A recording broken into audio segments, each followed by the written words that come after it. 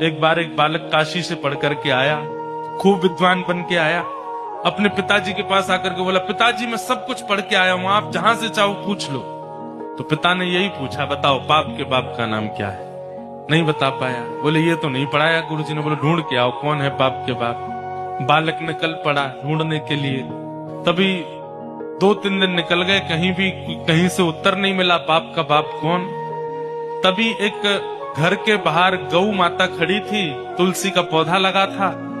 बालक ने सोचा किसी वैष्णव का घर है, 2-3 दिन हो गए कुछ खाया पिया नहीं, यहाँ पे कुछ पा लेता हूँ।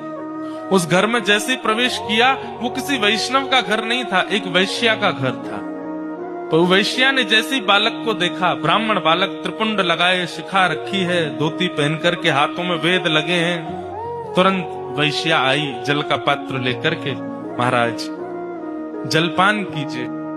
तो ब्राह्मण ने तुरंत जल लिया, पान किया, पान करके बोली ये घर मुझे लगता है किसी वैष्णव का है, गोबर का चौका लगा है, बाहर गैया है, तुलसी का पौधा है, आप निश्चित ही कोई वैष्णव हैं।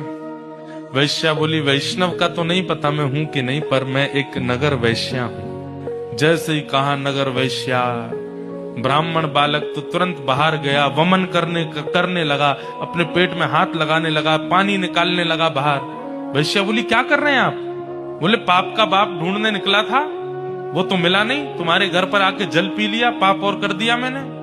अरे तुम्हारे घर का पिएंगे हम, तुम्हारे हाथ का खाएंगे हम। जैसे ही सुना कि पाप के बाप को खोजने निकले थे, वैश्या ने मन में सोचा ज्यादा दूर नहीं जाने दूंगी, यहीं मिलाती हूं।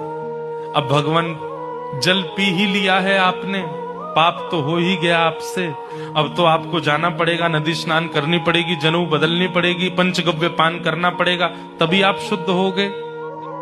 ब्राह्मण बोले और नहीं तो ये सब करना पड़ेगा तभी शुद्ध होऊंगा मैं। तो जब पाप हो ही गया है तो थोड़ा और कर लीजिए। बोले मतलब?